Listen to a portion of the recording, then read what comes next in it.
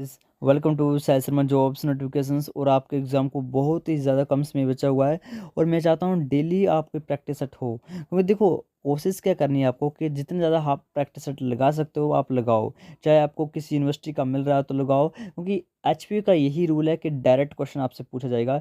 आपने CUT PG इस बार दिया होगा और आपको पता होगा कि आपका लेवल काफ़ी हाई था, कि बहुत टफ पेपर आया था। तो देखो होता क्या है, जैसे आपके नेट वगैरह हो गया, ये सीयूटी वगैरह हो गया, ये हाई लेवल के क्वेश्चन आते हैं, यानी इसमें म्यूटेशन केसेस पूछे जाते हैं। ये डीप स्टडी आपको जरूरी होती है। बट जो एचपी का एंट्रेंस होता है उसमें आपका नॉलेज चेक किया जाता है, यानी डायरेक्ट क्वेश्चन।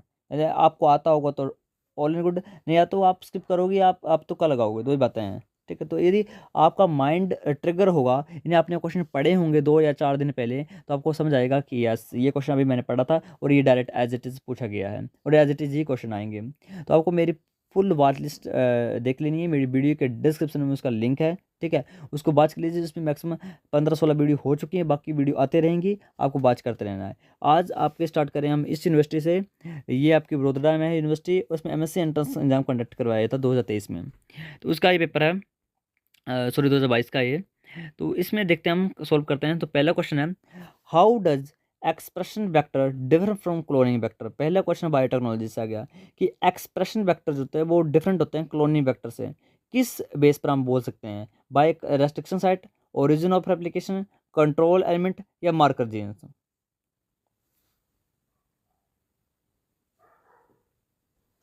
तो इसका जो राइट आंसर है वो option number C, control element. Question number 2, extra chromosomal bacterial DNA is term as dash and it is also used as vector.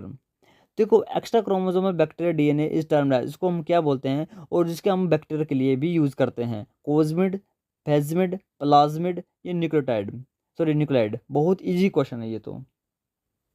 इसका right answer option number C, plasmid. Question number 3, one of the following statements for the plasmid is correct. Plasmid के बारे में कौन सी statement बिल्कुल सही है? Option पढ़ लीजिए, मैं डायरेक्ट इसका आंसर बता रहा हूँ। इसका जो राइट आंसर वो option number A, plasmid are double standard DNA. Question number 4, one of the following enzyme is used to cut the DNA molecules in R DNA technology. R DNA technology में एक enzyme use किया जाता है जो DNA को cut करता है, वो कौन सा है? लाइगेज, एक्सोन्यूक्लियस, आइसोमरेज या रेस्ट्रिक्शन एंजाइम्स। बहुत इजी क्वेश्चन है ये भी। इसका right answer option number D, restriction enzyme. Question number 5, region within the plasmid which contain a site for many restriction enzymes and they are not present anywhere else in the plasmid is called। इसको हम क्या बोलते हैं? Option पढ़ लीजिए, इसका मैं direct answer आपको बताऊंगा। इसका जो राइट आंसर वो ऑप्शन नंबर ए, मल्टीपल क्लोनिंग साइट्स।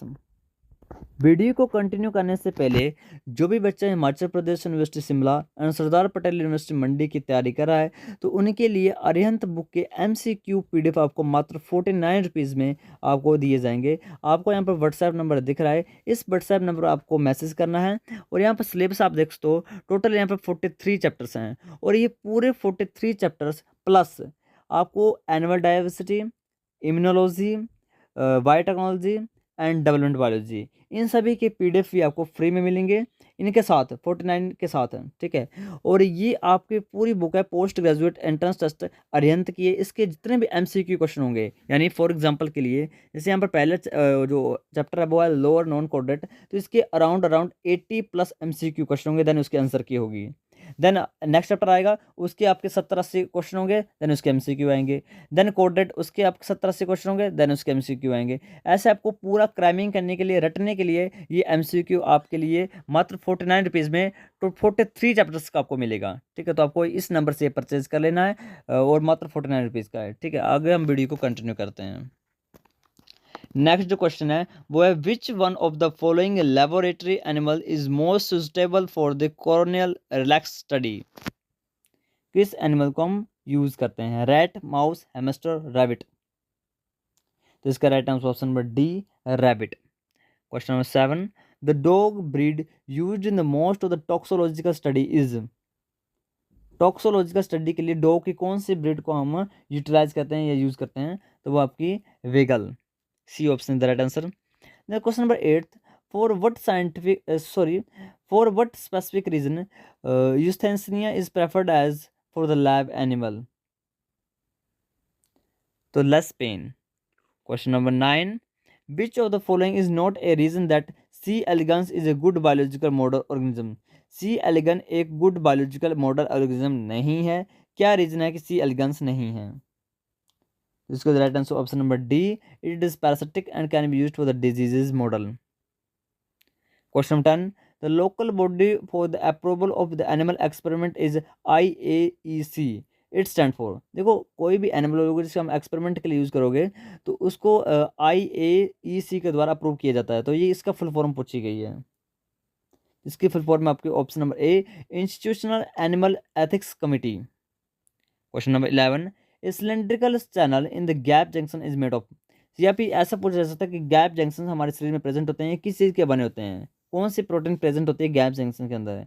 ये 6 सब यूनिट से जुड़ी होती है. मैं आप हिंट भी दे रहा हूँ, 6 सब यूनिट से बनी होगी. तो कौन सी ऐसी प्रोटीन है? तो इसका right answer option number A, connexin. Question number 12.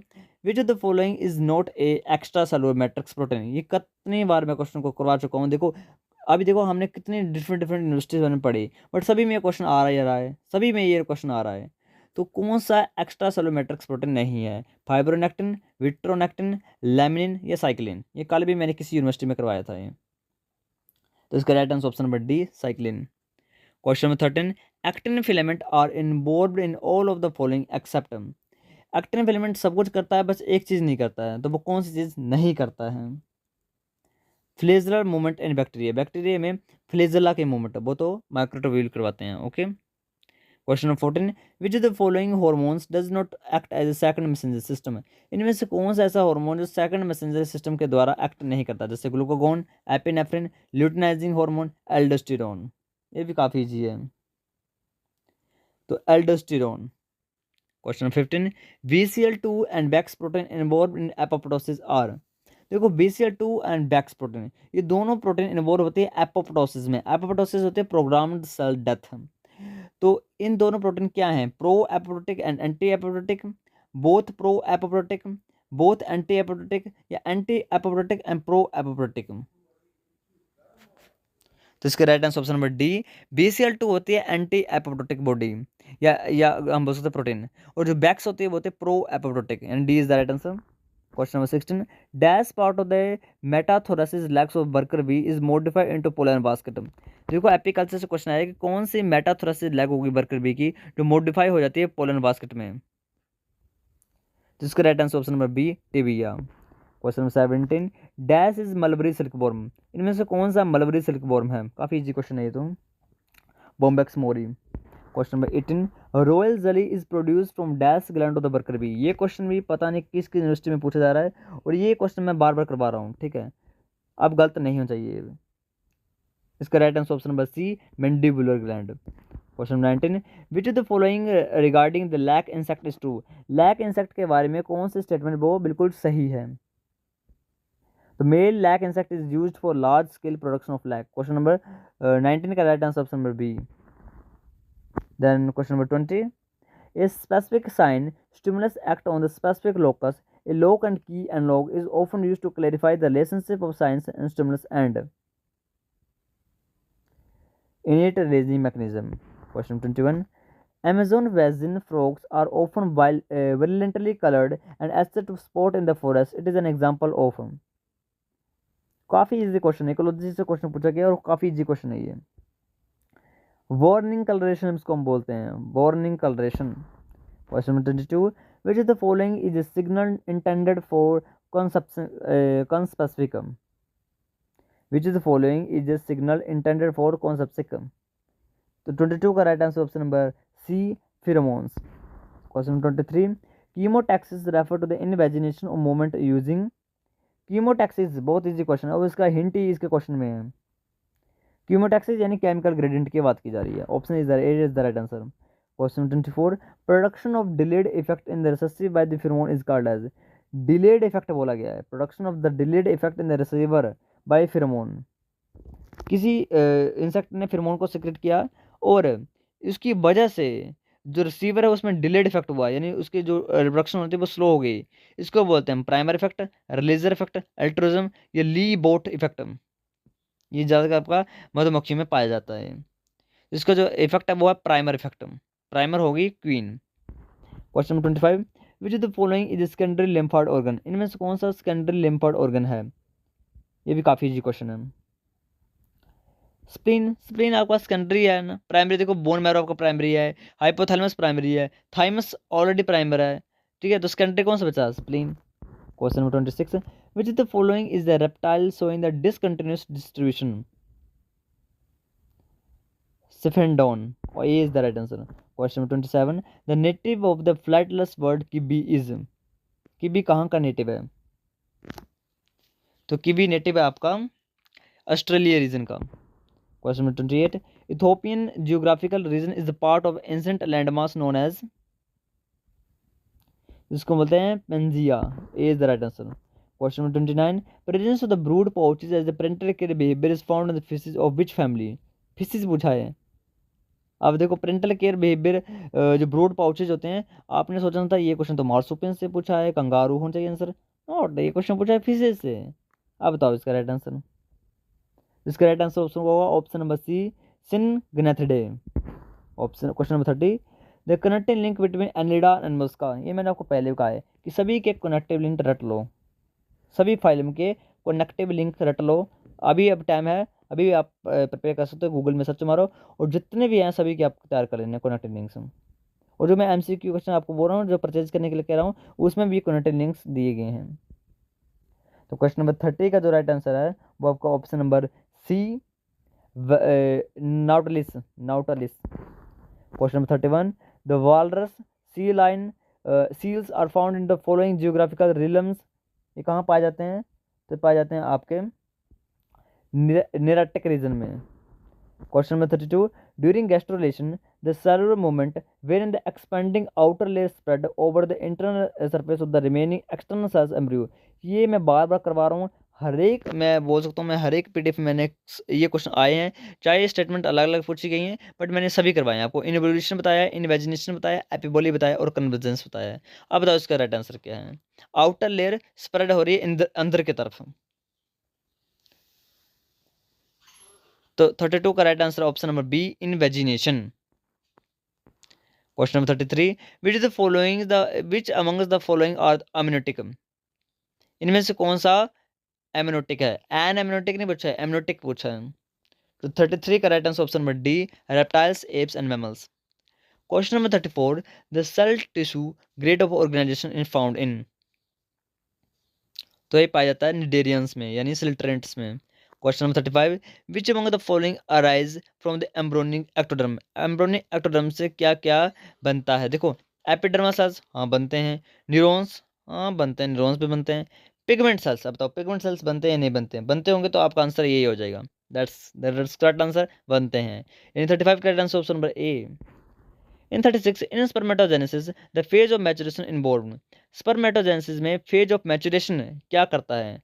देखो आपके मैचुरेशन फेज, ग्रोथ फेज होती है, मल्टीप्लिकेशन फेज होती है, मैचुरेशन फेज बोला है।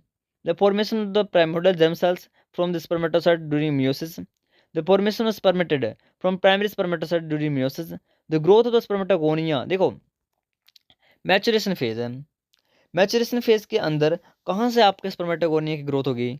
ये तो आपका मल्टीप्लिकेटिव फेज होगा ना, सी को एलिमिनेट कर दो। फॉर्मेशन ऑफ स्पर्मेटोगोनिया फ्रॉम, ये भी वही बात आ गई, ऑप्शन डी को भी एलिमिनेट कर दो। अब ए और बी बताओ आप, तो सामने आंसर दिख रहा है, formation of the spermatid from primary spermatocyte, यानी option B is that answer. Question number 37, which animal produce alecithal egg, alecithal egg कौन से मैमल प्रोड्यूस करते हैं? ये भी काफी इजी आंसर है। तो यूथेरियन मैमल्स में योक नहीं होता है, ओके, या होता है तो बहुत लिटल लिटल होता है। Brown, Spallanzani and Ranmur contribute to the valuable information regarding to the regeneration through the pioneer studies in the following animal model, किस एनिमल मॉडल का इन्होंने यूज किए थे? 38 का, 38 का right answer option number A, hydra, salamander and crayfish. Question number 39, which among the following is incorrect with respect to the Nieuwkoop centre of the amphibian development है। देखो amphibian की development आपने पढ़ी होगी, तो वहाँ पर आपका नाविक सेंटर एक प्रेजेंट होता है, जिसमें जो ब्लास्टोडिस्ट बनाता है फर्दर फ्यूचर में। तो नाविक सेंटर के बारे में कौन सा स्टेटमेंट गलत है? Responsible for the dorsoventral polarity of vestibules, बिल्कुल राइट आंसर है। Located into the western region of the development blastocoel, form this subsequent to the dorsal lip establishment, या ऑल ऑफ द अबव। देखो गलत statement आपके बारे में पूछी गई है, तो 39 का ऑल ऑफ द अबव तो हो ही नहीं सकता, क्योंकि रिस्पॉन्सिबल करता है डोर्सल वेंट्रल पोलैरिटी, बिल्कुल सही है ये। Located into the western region of the development, ये भी ठीक है। Form the subsequent to the dorsal lip establishment, form subsequent to the dorsal lip establishment, नहीं ये स्टेटमेंट गलत है। Question 14, which of the following deuterostomes does not show the true anterocellus mode of coelom formation? देखो deuterostome and प्रोटिस्टोम, प्रोटिस्टोम होते हैं जिनका mouth पहले बनता है और एनएस बाद में बनता है, ड्यूटेरोस्टोम होता है जिनका एनएस पहले बनता है माउथ बाद में बनता है। अब बताओ कि deuterostome does not show the true enterocoelic mode of coelom. कुछ ऐसे ड्यूटेरोस्टोम होते हैं जो एंटेरोसिलस मोड नहीं करते हैं, तो वो कौन से हैं? तो आपके फ्रॉग है इसका right answer. Question 41, a graph showing the two humps of the greatest frequency show the, ये भी काफी इजी है, पिछली बार आया था हिमाचल प्रदेश सेट में भी ये क्वेश्चन आया था इस बार, इसको बोलते हैं by model. Question number 42, the median of the following, अच्छा मीडियन पूछा है, ये भी काफी इजी है। मीडियन देखो 1 2 3 4 5 6, 6 की 5 7 हैं, 1 2 3 4 5 6, ओके 6 हैं। अब तो हम मीडियन कैसे निकालते हैं? अब 7 होते हैं ना, 7 होते तो आपने बोल देना कि 3 वहां से ले लो 3 वहां से ले लो, जो बीच में बच गया वो मीडियन हो गया। बट इधर 6 है, अब 6 का मीडियन कैसे निकालते हैं? बायो स्टेटिस्टिक्स का है, बहुत ईजी है। इसका जो राइट आंसर बता रहा हूँ मैं 42 का, वो आपको option number B 19। With the following value of the distribution, mean 15, median 16, mode 17, what kind of graph would be predicted? So 43 correct answer option number B, negative. If the variance is 9 and sum of the square 900, how much is then? आपसे biostatistics नहीं पूछी जाएगी, ये genetics का करो solve. The expression of the eye colour in the human is controlled by, 47 का करो solve. तो इसका right answer option number B, multiple alleles. उसके बाद ये दो क्वेश्चन है 48 एंड 49, इसको आप पढ़ सकते हो, मैं सीधा आंसर बताऊंगा 48 और 49 का, पढ़ लीजिए, टाइम आपके पास है 48 एंड 49। तो इन दोनों के जो आंसर है वो है सी यानी 75% एंड 9:3:4 रेशो।